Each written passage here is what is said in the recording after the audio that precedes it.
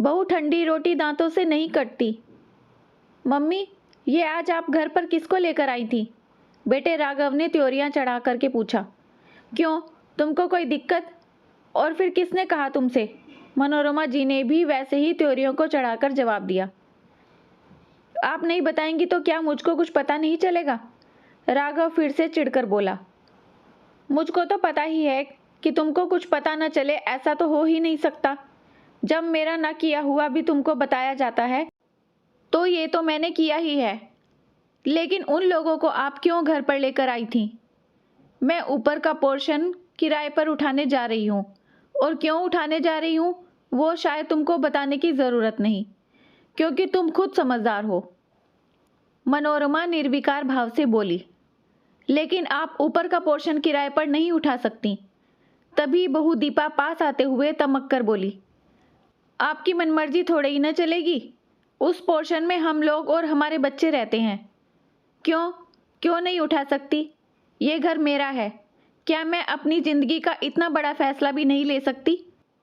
जब कमासुत पूत होते हुए भी माँ बाप को हर चीज के लिए तरसना पड़े तो उससे ज्यादा शर्म की बात तो कोई और हो ही नहीं सकती। तुम लोग अपना टिंडोला सारा सामान बांधो और अपने लिए कहीं और व्यवस्था करो।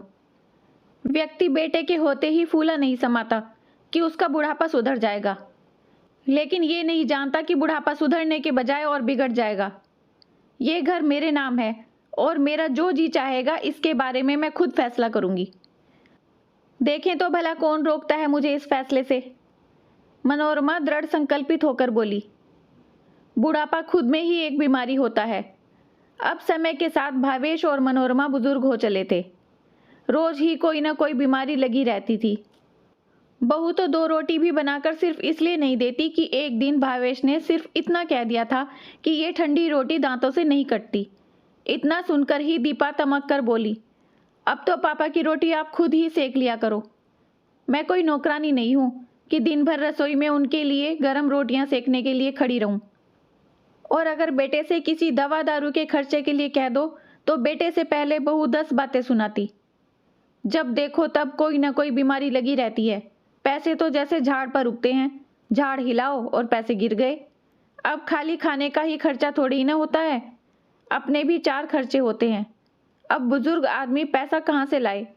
दुकान तो पहले ही बेटे ने भावेश को बातों में फंसाकर अपने हाथों में ले ली थी।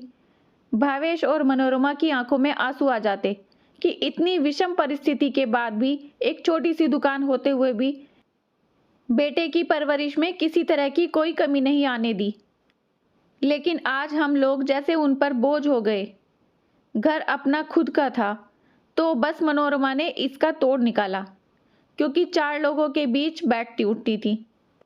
घर को किराए पर देने का ठान लिया। मम्मी, ये क्या हो गया आपको? ये कैसी बातें कर रही हैं अपने बेटे से? राघव एकदम से करवट बदलते हुए बोला। बेटा? और किसका बेटा? माँ जैसा कुछ भी सम्मान देते हो? वो रिश्ता तो शायद बहुत पहले ही टूट गया था।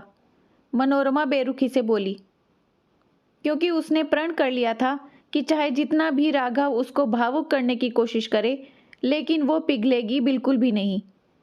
लेकिन जरा आप ये तो सोचिए कि आखिर हम लोग एकदम से जाएंगे कहाँ?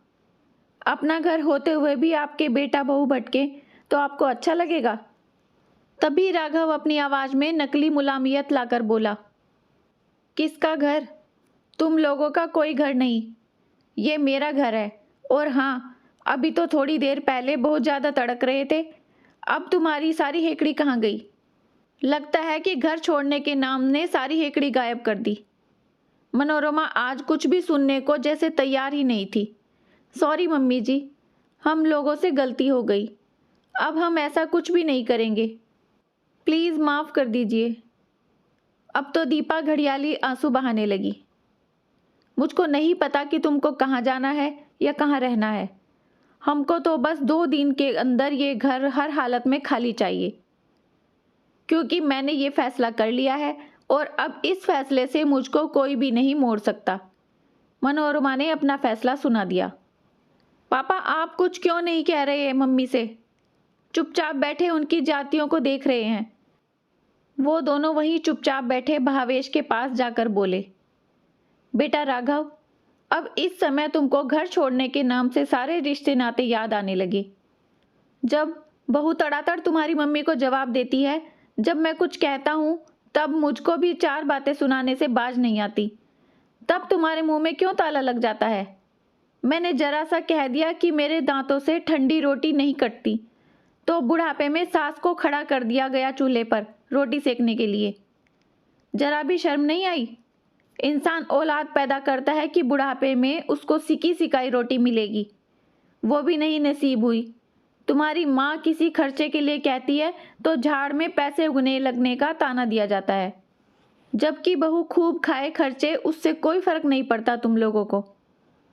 तुम दोनों ने ही हम लोगों के सीने छलनी कर दिए। कितना रोए हैं हम और मनोरमा एक दूसरे के कंधे पर सिर रखकर, लेकिन उन परिस्थितियों ने ही शायद हम लोगों के आंसू सुखा दिए। शायद भगवान जो करता है बहुत अच्छा करता है, और इसीलिए ही मैंने मनोरमा को स्वतंत्र छोड़ दिया ये फैसला लेने के लिए, और वो जो कुछ भी कर रही है बिल्कुल सही कर रही है। तुम जैसी औलादों के साथ बिल्कुल यही होना चाहिए। अब तुम जानो और तुम्हारी मम्मी, और अगर ज़्यादा मीन मेक की ना तो दुकान भी खाली करवा लूँगा। वो ज़माना बीत गया जब बच्चे जातियाँ करते रहते थे और माँ बाप चुपचाप सहते सहते दम तोड़ देते थे। अब आज के समय में बुजुर्ग भी सहज हो गए हैं। अब वो बेटे बहू की गुलामी सलामी नहीं करते। भावेश गुस्से में बहुत ज़्यादा भड़क कर बोले, क्योंकि दूध का जला छाछ भी फूंक फूंक कर पीता है। अब तो मरता क्या न करता, उन दोनों को घर खाली करना ही पड़ गया। और उन लोगों के जाते ही दूसरे ही दिन किराएदार आ गए, और भावेश ने मनोरमा के फैसले का दिल से स्वागत किया, क्योंकि वो भी उन दोनों के व्यवहार से बहुत ज़्यादा आहत हो चुके थे। भावेश और मनोरमा ने चैन की सांस ली। कम से कम रोटी अपने हाथ की होगी, लेकिन सुकून की तो होगी। दोस्तों, कैसी लगी ये कहानी आपको? अपने विचार कमेंट्स में ज़रूर बताइए। अगर कहानी अच्छी लगी है तो लाइक शेयर सब्सक्राइब करना मत भूलिए। अपना खूब सारा ध्यान रखिए, खुश रहिए, मुस्कुराते रहिए।